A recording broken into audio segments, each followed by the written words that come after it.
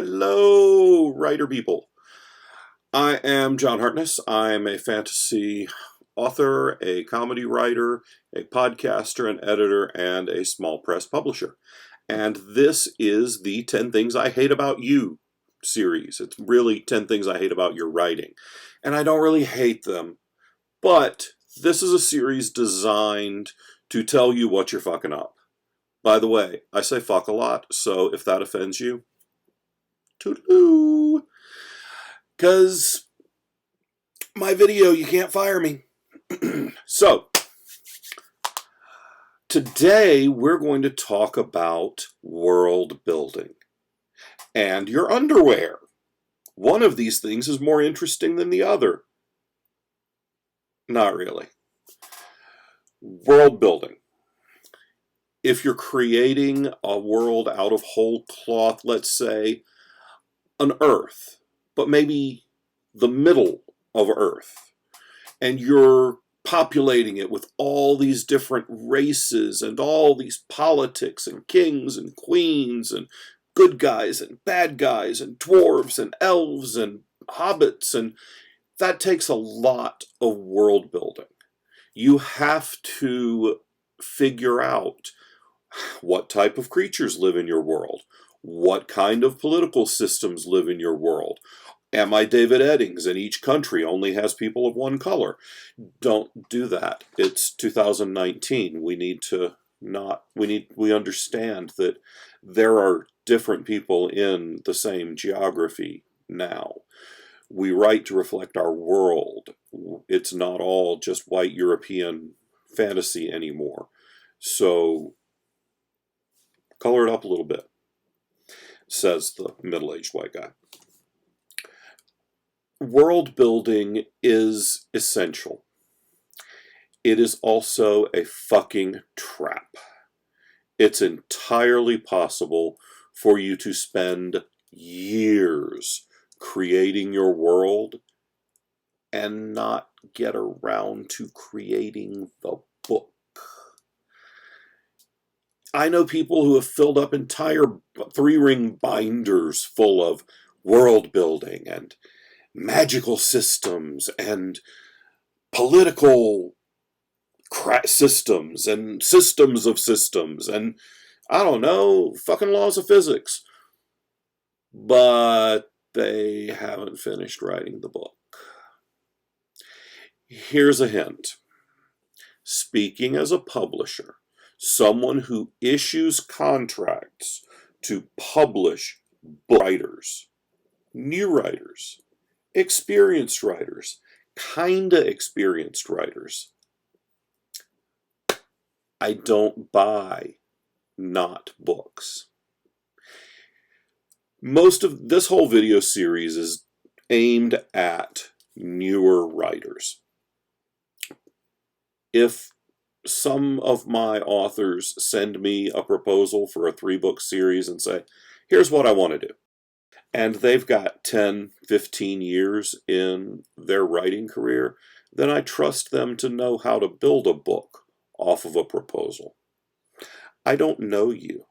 I don't trust you to know how to tie your goddamn shoes, much less to know how to build a book. So you can't dick around with creating 27 different types of trees and not ever write the book. It's one of those things that a lot of times we will refer to this as vacuuming the cat. This is Puck. Puck is a cat. Puck does not like to be vacuumed, but he does like to suck time away from me at the keyboard. If you'll notice, he's a healthy-sized kitty. We don't go for skinny much in Casa de Hartness, so the cat, he takes after his big old daddy. He a big old kitty. Ain't that right, baby boy? He's a little sleepy right now because he was snoozing over in the corner, and I said, hey, we're going to use this as a visual aid, and, well, the internet's for cats, and you're watching this on the internet, so vacuuming the cat, it's just a piece of useless shit that you do to keep from writing the book. Right now, I am vacuuming the cat. I need to write about 1,500 more words tonight, but I'm recording a video because I'm a little stuck on a plot point, so I decided to let my lizard brain cook on the book while I make a video. Yeah, you're just going to put your head right in front of my mouth so it screws everything up? Yeah, there you go.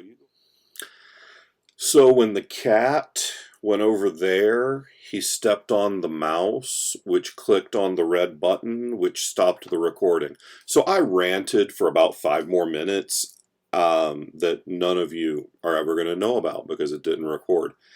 Because I didn't notice that the little box that says recording right there that none of you can see, it wasn't there anymore. So that's a thing that happened. Don't vacuum the cat. All it does is piss the cat off and it doesn't get your book written. Also, why do I say that world building is like your underwear? Well, you need to have it because it kind of holds everything in place, but I don't need to see it. There was a time when fantasy literature was dominated by giant tomes of story, and all of these books had these long paragraphs of description and explanation and exposition stretching back centuries and talking about everything under the sun. And we're in an entirely different century from when people wrote those books. That means, dear baby writers, that you don't need to write all that shit. Especially as a new writer, it is an Elmore Leonard world for you. Do you know what I mean by that?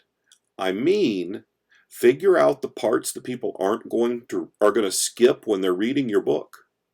Don't write those. That's what Elmore Leonard did. He did all right. Get Shorty did okay. Sold a lot of books. And he created Justified, which is like one of the best TV shows. It's one of my top 5 TV shows ever. So, oh, and if you haven't watched it, go watch it. And if you don't like it, well, you're wrong. It's fine. You're allowed to be wrong. Too much explanation gets in the way of plot and character development. A book is a 3-legged stool. You need all 3 of those things. You need setting, you need plot, and you need character. You have to have them. And if you've got too much of one and not enough of the other, it means your stool's all lopsided. And, instead of sitting nice and flat, you're kind of... And then your ass is on the floor and the stool's upside down and there's milk spraying everywhere and it's just bad. So try to balance things out. You need world building. You need to know what your environment is like. You need to know what the weather is like and what time of year your book takes place in. You need a calendar for the action of your book. You don't need to tell us all of those things. I may not need to know when your book is taking place. Excuse me. Yes, my cup says badass. My wife gave it to me. She likes me.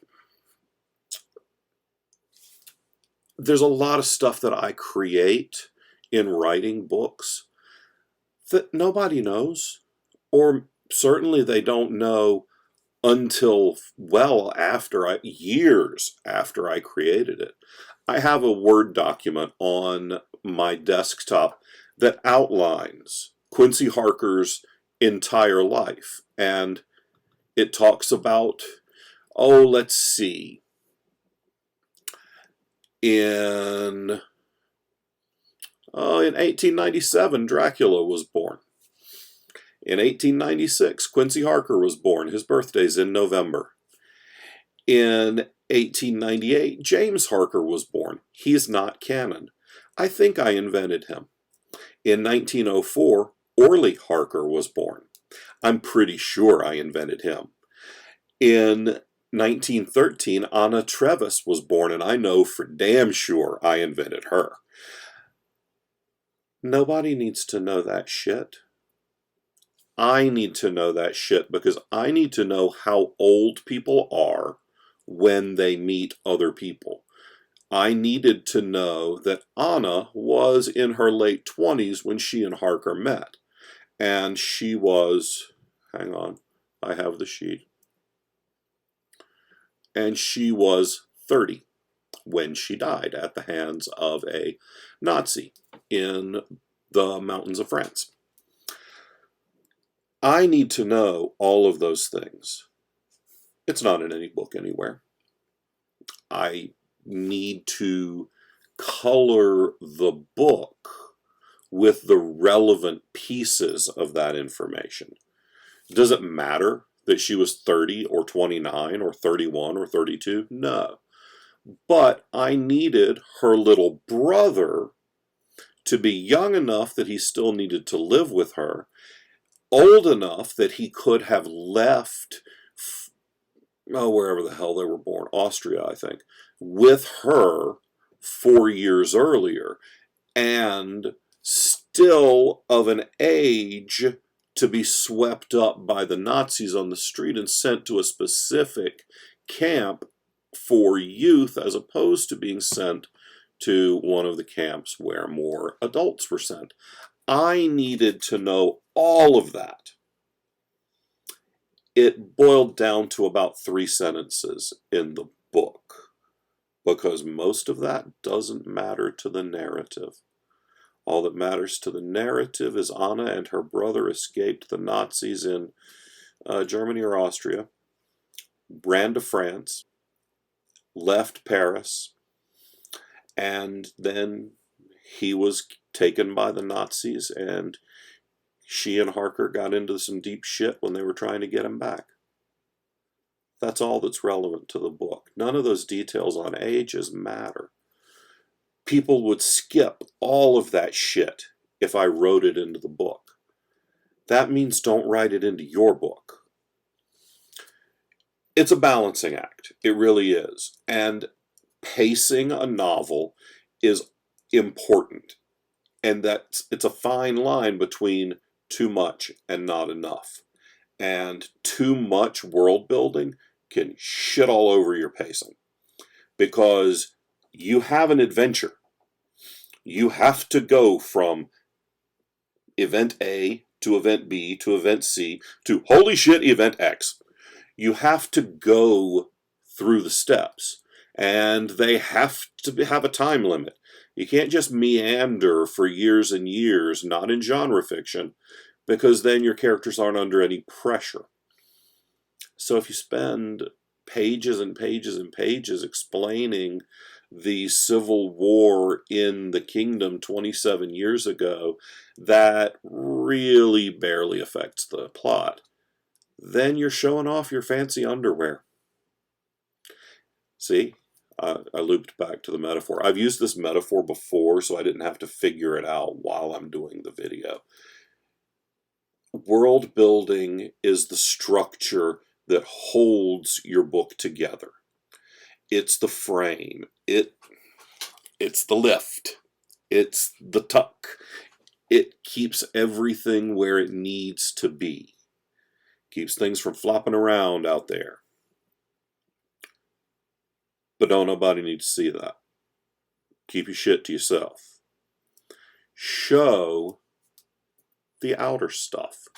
Show the snazzy threads, your Walmart vintage Batman t-shirt. Hey, fuck off, I'm wearing pants, alright?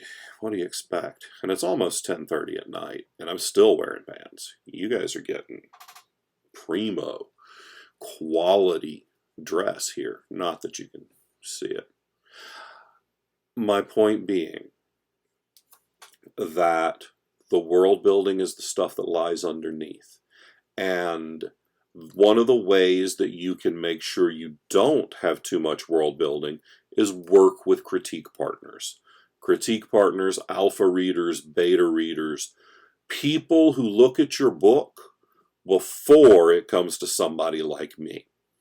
Because before you send it to me, you want it to be the best possible book it can be. Because it's not that publishers are looking for a reason to say no to you. It's that there are so many books being written and so few books that we can publish and give any attention to that we have to say no most of the time. When we were open for unsolicited submissions, we took about 1 book a year. We received about, we'll say conservatively, 700 submissions a year. That's significantly less than 1% of submissions. We have well over 100 books under contract right now, and I run as small a press as you can get. We make beautiful books, and we publish fantastic writers. I mean, God, look at some of these covers. These are gorgeous. These are fantastic new novellas that we've just put out recently. But that kind of volume of stuff coming into us means that we are very selective. And you know what? So are readers. There's hundreds of thousands of books published every year. Tens of thousands in your genre, probably. You're not fighting with those people for readers because it's not a competitive environment. But you do have to be better. You can't just be okay and make a career out of this. You have to write the best damn books you can. And part of that is understanding what pieces of the story you need to put in and what pieces you can leave out. Because, let's be real, sometimes your underwear is so fantastic that you just want to take off your pants and strut down Fifth Avenue wearing it. And on those days, those rare, spectacular underwear days, you can write in as much world building as you want.